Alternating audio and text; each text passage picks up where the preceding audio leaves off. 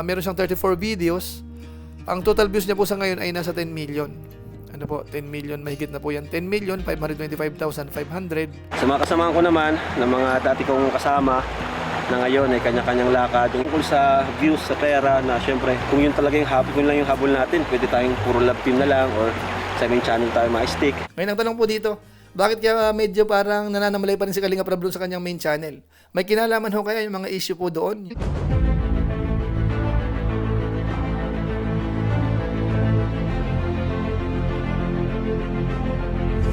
Ayun, shoutout guys, muli po, welcome to my YouTube channel. Ito po si Kuya Julay, ang inyong katugang, ang inyong kalingap na muling babati po sa inyo ng magandang araw, magandang gabi. Saang panig man po tayo ng mundo naroon. At sa araw na ito, panibagong vlog po tayo. Pag-usapan po natin yung patungkol po sa bagong channel po ni Kalinga Prab. Bali, i-review po natin at kasabay po nito, yung binanggit niya po, yung pinaka-latest vlog niya po doon, may binanggit siya na magkakanya-kanya.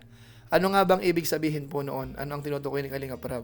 Ito ho ba ay may kinalaman doon po sa mga ilang issue, sa mga love team niya, sa main channel niya? Makabayan po natin. Pag-usapan po natin yan maya-maya ng konti. Pero bago po yun, siyempre paalala muna si Kuya Julay, baka sakaling meron po ditong hindi nakasubscribe sa ating YouTube channel, huwag natin kalimutan, Julay Paunil. Tapos pakipindot lang po yung notification bell button para lagi po tayong updated sa aking mga video upload. Tapos yung ating Facebook page po, Julay Paunil 2.0, baka naman pwede po nating i-follow at saka po pwedeng i-like. So maraming salamat po sa inyong lahat at kung okay lang po, yung mga kasamahan po natin sa Team Kalinga, pwede po nating suportahan at lalo na po si Kuya Bal Santos Matubang at saka po si Kalinga Prab. Maraming salamat po sa inyong lahat. Ngayon tuloy na po tayo, pag-usapan na po natin itong patungkol po sa vlog ni Kalinga Prab na kung saan may nabanggit po siya. Kumbaga ho yung kanyang mga ginagawa, yung status, ano ho yung kanyang mga plano sa ngayon, yung kanyang family vlog na channel, tapos yung main channel naman. At alam naman po natin kahit pa paano, may mga konting usapin ho talaga, may mga issue ho sa kanyang mga binablog noon po sa kanyang main channel, lalo na po pagdating sa mga love team. Kaya alam naman po natin, mainit na pag-uusapan po yan. Minsan hindi na uubos po yung mga issue, malit na bagay, minsan lumalaki, tapos kanya-kanyang sisihan, kumbaga kanya-kanyang batuhan, na kung saan lahat naman ho ay may kanya-kanya namang motibo talaga, mga kabayan po natin. So pag-usapan po natin yung statement po ni Kalinga Prab, ano nga bang ibig sabihin nun.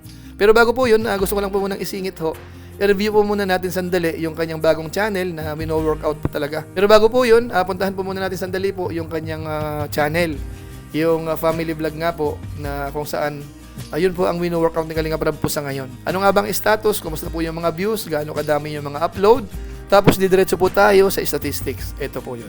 Unahin po muna natin yung channel po ni Kalinga Prab. Ito po, Rab Matubang yung kanyang channel. Bali sa ngayon po ay meron ng 131,000 subscribers at nakapag-upload na po siya ng 34 videos. So dito po makita natin yung kanyang mga upload. Yung pinaka-latest ho ay merong 148,000 views 18 hours ago. 194,000 views 2 days ago. 262,000 views 5 days ago. 226,000 views 8 days ago. 139,000 views 2 weeks ago. 241,000 views 2 weeks ago. Tapos 274,000 views 3 weeks ago, 265,000 views 3 weeks ago. Kung titingnan po natin yung pinakamaraming views niya po, meron na po siyang 1.1 million. Ayan yung vlog niya po kay sa Kambal, kay Edwin. Bali 1 month ago na po yan mahigit. Tapos meron dito 422,000 views 3 months ago, 415,000 views 1 month ago, at saka po 386,000 views 1 month ago. And so on po yan, pababa na po yan. So dito po sa kanyang mga upload, meron siyang 34 videos. Ang total views niya po sa ngayon ay nasa 10 million. Ano po, 10 million, mahigit na po yan. 10,525,500. So kung kukunin po natin yung average views niya po, nag-average po siya ng 309,000 mahigit. Ngayon naman po, diretso po tayo sa kanyang statistics. Ito po, tingnan po natin.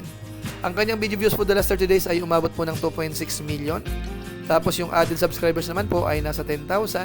Pagdating po sa bilang ng subscribers sa ngayon, total nasa 131,000 na po yan. Total video views nasa 10,525,500. Ang kanya rang sa Pilipinas po ay pang 971. Pagdating po sa daily views, meron po siyang 333 subscribers araw-araw. Tapos 87,427 yung kanyang daily views. Tapos yung kanyang 30 days time, 10 videos lang po yung kanyang na-upload. At umabot po yun ng 2,622,818. So yan po ang kanyang performance po. Pagdating naman po sa monthly views po, yung pinaka-latest, nagkaroon po siya ng 2.59 million views. Ayan. Buwan po yan ng February.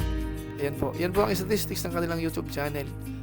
So yun mga kawayan po natin. So okay naman ho ang napansin lang po natin dito, kukunti po yung upload. So isang buwan ho, minsan 10 lang. Ibig sabihin ho, every 3 days, isa lang po yung kanyang upload. So madalang po. Pero isang bagay po ang kapansin-pansin, yung kanyang views ho, kung kukunin po natin yung total, ay malaki. Kasi nga ho, meron siyang 34 videos na, pero ang total views po ay mahigit 10 million. 10 million 500 mahigit. So kung atin pong kukunin yung average views po niyan, aabot po yan ng 310,000 views sa bawat video. Which is mataas po yun mga kabayan po natin. Kasi nga po, yung ibang mga upload niya, malalaki yung videos. Meron na po siyang million. So ibig sabihin ho, sa kabuuan, maganda naman po yung views. Kumbaga ho, kahit dyan sa mag-concentrate, pwede na. Kumbaga makakaraos na. Kumbaga ho, nagdedepende na lang sa kanyang sipag, kung pwedeng araw-araw, every other day, tataas pa po yan mga kabayan po natin. Kaso nga lang po, siyempre ang concern po natin dito ay yung main channel. Kasi alam naman po natin, malaki po yung babatak sa mga tao nun. Malakas ang hatak sa mga viewers, mga kabayan po natin. Kaso nga lang ho, ganun din, mas lalong irregular yung pag-upload po doon. Kaso nga lang po, dito sa statement ni Kalinga Prab ho, may gusto akong ipapansin po sa inyo. Kaya sabi niya dito para magkakanya-kanya. Ano nga bang ibig sabihin? Ito, panoorin po natin. Salamat po. Kumaga, wala na. Talagang mas gagalingan na lang namin. Kasi ito na yun eh. Kumaga, kontento na kami kung ano meron. And kailangan na lang gawin. Execute ng maayos.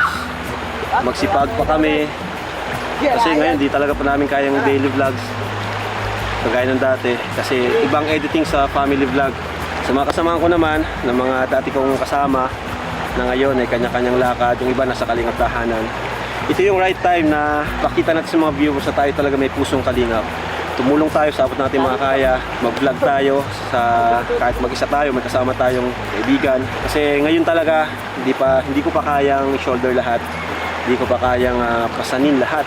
Kumbaga ngayon back to basic ako, focus ako sa family at yung mga kasama natin sa bahay. At the same time, pag-travel, which is yung matagal na namin gusto.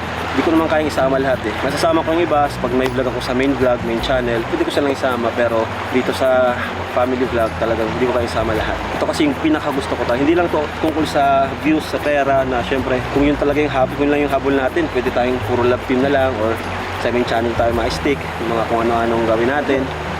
Diba? Daily vlogs para may income. Syempre daily vlogs, more revenues din. Pero dito, hindi yung all about sa ganung bagay.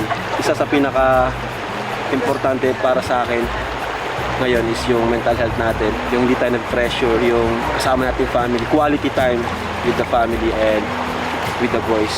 Kaya yun po yung talagang hindi ko pwedeng i-give up for now kasi sisimula pa lang tayo at nag-enjoy ako sa ginagawa namin ngayon. Hindi ko naman sinabi na mag-iwa-hiwalay na kami. Mayroon pa naman tayong mga serye na binablog sa main channel natin. Ano? So, yun yung time na magkakasama ulit kami. So yun, at good luck po sa ating lahat. Views sa pera na syempre, kung yun talaga yung habol, kung lang yung habol natin, pwede tayong puro love team na lang or sa main channel tayo ma-stick, yung mga kung ano-anong gawin natin. Diba? Daily vlogs para may income. Syempre, daily vlogs, more revenues din. Pero dito, hindi yung all about sa ganung bagay. Isa sa pinaka importante para sa akin ngayon is yung mental health natin. Yung hindi tayo nag-pressure, yung kasama natin family, quality time with the family and with the boys. Kaya yun po yung talagang hindi ko pwedeng i-give up for now kasi sisimula pa lang tayo at nag-enjoy ako sa ginagawa namin ngayon. Hindi ko naman sinabi na mag-iwa-hiwalay na kami. Mayroon pa naman tayong mga serye na binablog sa main channel natin. Ano? So, yun yung time na magkakasama ulit kami. So yun, at good luck po sa ating lahat. So ayan po mga kababayan po natin, clear naman ho yung kanyang paliwanag. Una, thankful po siya. Kasi nga po kahit paano, maganda naman po yung kanyang views dito. Kahit bihirang mag-upload, maganda po yung views na sinasabi niya naman, hindi niya po kaya yung daily upload. Dahil nga priority po yung family. So siyempre po, naiintindihan natin si Kalinga Prab po sa bagay na yan. Tapos yung sinabi niya po na kanya-kanya, ibig sabihin ho, kanya-kanyang lakad. Kumbaga ho yung mga dating nakasandal sa kanya, bahala na po muna sila kung paano rin po didiskarte. Dito nga raw po makikita yung mga pagtulong talaga. Kung mga nagnanais na mag-vlog, pagtulong, kumbaga dito po natin makita. At yun po ay nabanggit din po ni Kuya Bal Santos Matubang sa ibang pagkakataon. So kumbaga ho, kanya-kanyang concentration muna. Si Kalinga Prab dito nag-concentrate, yung iba dito naman mga Lingap partners, kanya-kanya rin po muna. At makita daw po natin dito yung mga pusong Kalingap po talaga. Yun palang ibig sabihin po ni Kalingap Rab po doon sa kanya-kanya. Pero nabanggit niya rin po yung patungkol sa main channel na sabi niya, meron pa naman daw po doon. Kasi nandun yung mga serye, mga kabayan po natin. Ngayon ang tanong po dito, bakit kaya medyo parang nananamalay pa rin si Kalingap Rab doon sa kanyang main channel? May kinalaman ho kaya yung mga issue po doon, yung mga content niya doon? Ano po sa palagay natin? Pwede niyo pong i-comment po sa baba. Pero siyempre po sa assessment natin, baka may konti. Kasi nga po, alam naman po natin kapag may mga issue, minsan nadadamay po siya, nababas po siya. Baka bandang huli siya pa ang sisihin. Kung ano man po ang mga eksena, ano yung mga nangyayari na hindi naman siya ang may kasalanan, tapos baka madamay pa siya. Tapos kanya-kanyang react pa, kanya-kanyang sinasabi, kanya-kanyang pinaglalaban. So magulo minsan mga kabayan po natin. Kaya kung sakasakali man, naiintindihan po natin yan.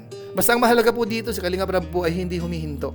Kung medyo matumal, madalang, ay irespeto po natin. Ang importante ho, kahit papaano, may mga upload pa naman po siya. At yun naman po ang mga nagagawa natin ng reaction, mga kabayan po natin. So okay lang po yun. Kapag ho siguro okay na lahat, baka sakaling bubalik pa rin po sa dati. Kung papaanong laging nasa top 1 po siya, top 2, doon sa mga charity vloggers sa buong Pilipinas. So yun lang po muna siguro ang ating channel review at saka po yung ating reaction doon po sa nabanggit po ni Kalingap Rab. So maraming salamat po sa inyo at kung inyo po itong nagustuhan naman, pwede naman po natin i-share. So muli, ito po si Kuya Julay, ang inyong katugang, ang inyong kalingap na pansamantalang nagpapaalam po muna. Kita-kita ulit tayo sa mga susunod ko pang vlog. Maraming salamat sa inyong walang sawang pagsuporta po sa ating YouTube channel. Pagpalain naman kita Diyos, mabay tayong lahat. God bless. Bye-bye.